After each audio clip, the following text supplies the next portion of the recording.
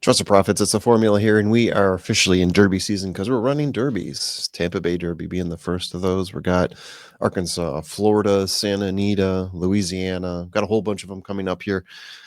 Bluegrass Stakes. Throw that in there as well. Might as well call it a derby. Like I said, it's the season for it now. So we're kicking this off with Tampa Bay Derby running on the 8th of March. Tampa Bay Derby definitely feels, I don't want to be negative, but it feels lesser than the ones that I just mentioned. So what does it mean in the grand scheme of things, though? Horses come out of this race and run the Kentucky Derby. Some of them do very well. Let's look at last year. We got domestic product. Obviously, you can see Equibase speed figure, not so great. Ran at 145.47, not so great, but was a Derby horse. Tapit Trice, as some say, also ran, finished 7th in the Derby his year. Usually get 1 to 2 horses coming out of this that run in the Derby. You see here 80% of the horses that have won in the past 10 years, 8 out of 10 have been in the Derby. Some of them finishing very well. Looking at Tacitus, 3rd place overall in the Derby. I think that year Tacitus Outshine was also came in 2nd place in that one. One I was looking for here, Destin. Yeah, so when he finished 6th place in 2016, Outwork was also it came in 2nd place in that race, also went into the Derby. Every once in a while you get 2. So you usually get the winner, and then you get a second one potentially. Last year, it looked like No More Time would have been a good one to come out of this race. He won the Sam F. Davis, came in a close 2nd place to domestic product in this one. Then injuries happened. The 3rd place horse, Granmo the First, ended up going into the Derby, not finishing so well, but he was there. Who else do we have here? Shipsational didn't make it in. Sole Volante. So the year that King Guillermo, you see he's listed as an NA there, ran into some injury issues. I think some handling issues of how they were working him or not working him. Sole Volante came in 2nd place in that race, ended up going into the Derby. I think finished maybe 11th there or something like that. So it's a solid race. Whoever comes out of here is most likely geared up and headed towards the Derby. We're at that point now where it is 2 months away. So if you're winning one of these races, you're getting the points, you're gearing up, you're headed towards that starting gate. Yeah, pretty exciting time of the year, right? Starting to mean more. The points are more. Let's take a look at what we got here. And let me preface this by saying we don't even have entries yet. We have a list of possibles and probables. No morning line, no entry. Don't even know the jockeys of these horses yet. We know the historical jockeys that have been on these horses before, but that always changes. So I tried to remove them from my slides this time around because I don't want to mislead anyone here. But I've got 7 horses listed here. Thank you, Horse Racing Nation, for keeping track of this type of information. It is very helpful. And I've listed one more here. There's one more horse that potentially, based on Tampa Bay ties, could be running in this race. It's been written that is probably going to skip and head toward a later race, but I'm just going to mention his name anyway when we get there. March 8th, that's a Saturday, is a G3 worth $400K. At least it was $400K the last few years. I believe it's still $400K at Tampa Bay Downs, 8.5 furlongs on dirt. That is 1 1/16 mile. Let's start going through them one by one here, starting with Chancer McPatrick. So there's Derby hopefuls in November and December, October, if you will. And then there's the Derby hopefuls in March. And a lot of times the two just don't cross over. We've seen a whole bunch of them fall off. Let's look at that last race, that Breeders' Cup Juvenile, and take stock in that, right? The horses that come out of that, some years you see none of them make it to the Derby. Other years you see like a good 3 or 4. This is an interesting year. We got Citizen Bull, 1st place, coming out of the BC Juvenile, still looks strong.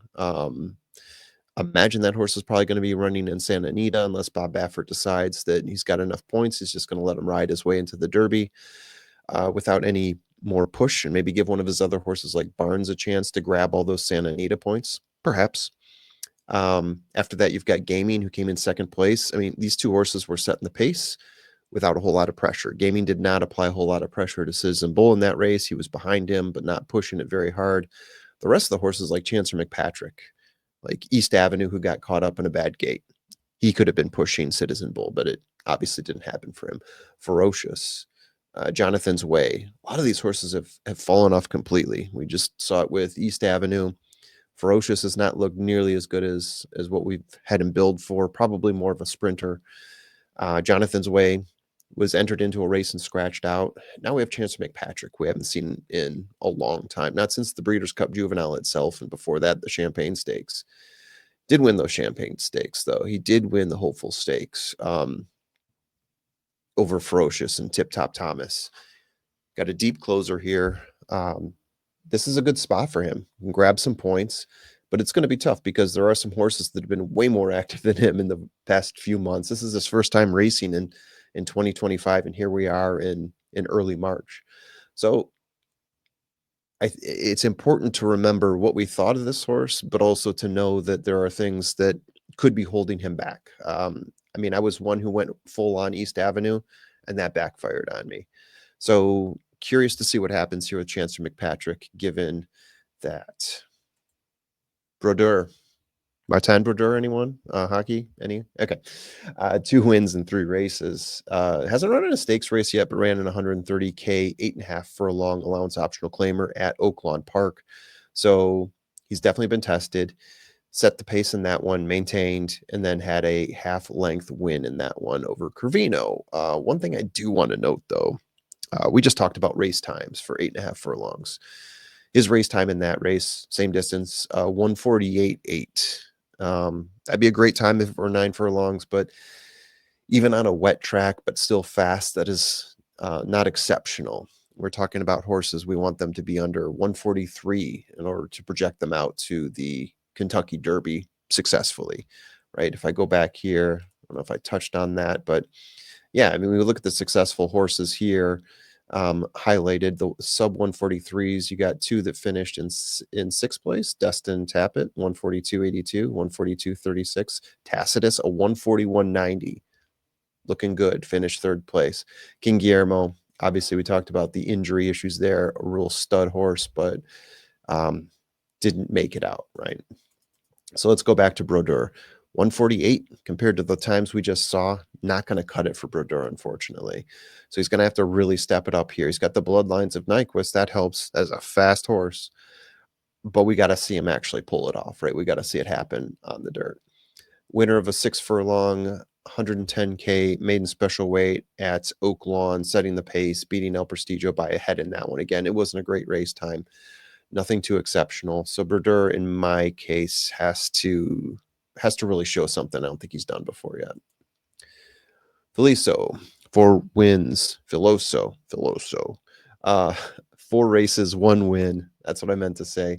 So 6th place at the Kentucky Jockey Club, starting out 8 lengths behind the pace in that one, moved up to 2 lengths off, but then faded back to 9. Is going back and forth there. Had some trouble positioning himself properly to make the most out of his run. Lost by 9 lengths to First Resort in that one, a horse that I would have loved to see back in the Derby trail, but it looks like he's fallen off as well. 3rd place at the Breeders' Club, starting out 10 lengths off the pace set by East Avenue. Pacing most of the horses in front of him for a 9-length loss to East Avenue. So yeah, essentially what happened there, started out way in the back. 10th place in that race. By the end of it, he was in 3rd, but he was still 9 lengths behind East Avenue because East Avenue shot out like a bullet in that one. So he passed all the horses that were just way behind and fell off the pace and couldn't keep up with East Avenue anymore. He had enough to close, but still way behind. 3rd place, but 9 lengths off is not cutting it for me. Oh, and Almighty. Yeah, crack the knuckles on this one. 2 wins, 2 second places in 5 races. Second at the Sam F. Davis, running with John Hancock the entire way, applying pace pressure and losing by half a length. The final time for that one for John Hancock was 1:42.27. So that's a number that I was really impressed with. I think a lot of people are looking at the Sam F. Davis and looking historically at what's come out of there. I'm looking at it, and I know it was a fast day, but I really like the race that both Owen Almighty and John Hancock had. I think the race time was there. I think they really applied pressure to each other, and both of them answered. John Hancock just a little more so, right? Well, half a horse, so a lot more so. But regardless, really impressed with Owen Almighty that race. I think that is a better race than a lot of people are giving it credit for. Again, the 142.27 is really what does it for me on top of the 2 just trading punches back and forth on the pace.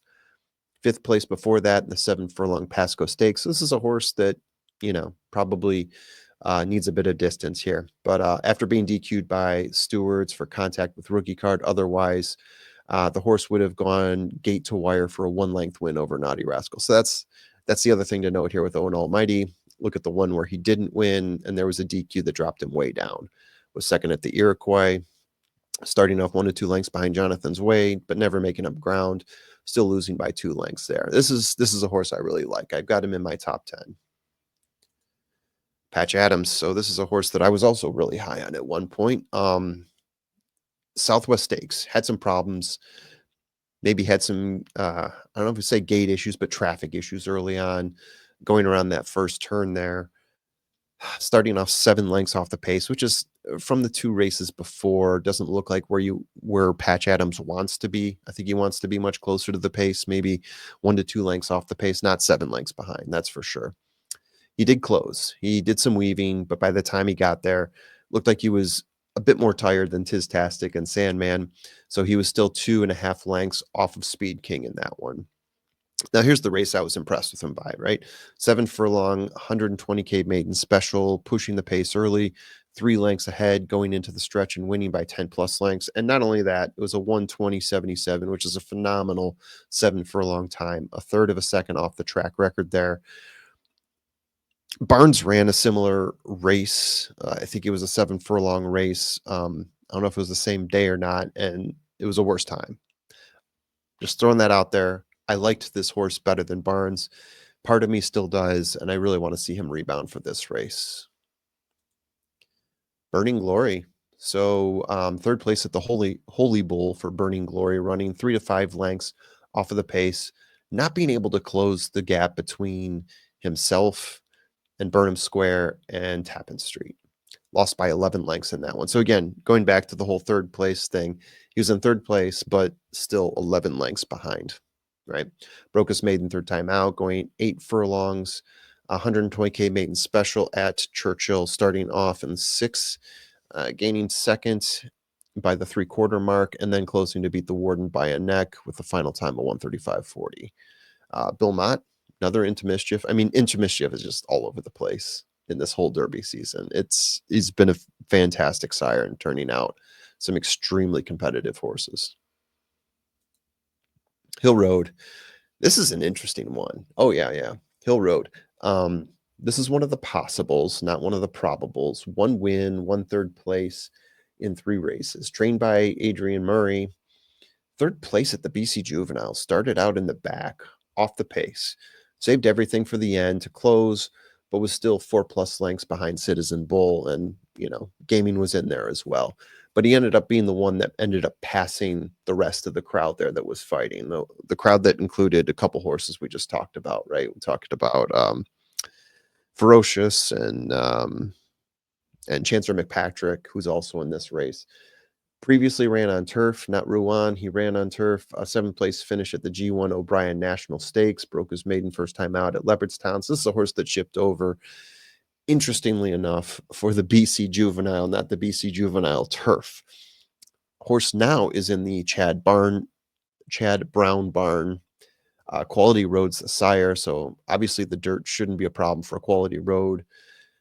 Yeah, a bit of an unknown other than that one race that we saw that we all think is a weird race. Not to say it was a rigged race or anything like that, but it was just a weird one because there was the pace that was sitting out there with very little applied to it, and everyone else was just way in the back and didn't have the right situation to make up for it. But he was in third place in that race.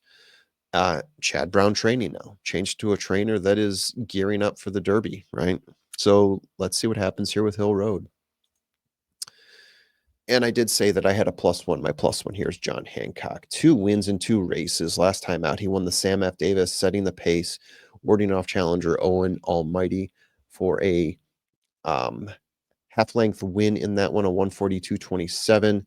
Winner of in his first race in a maiden special at Tampa Bay Downs, going 6 furlongs in a gate-to-wire win, 3 lengths over Madhouse, running a 109 in that one.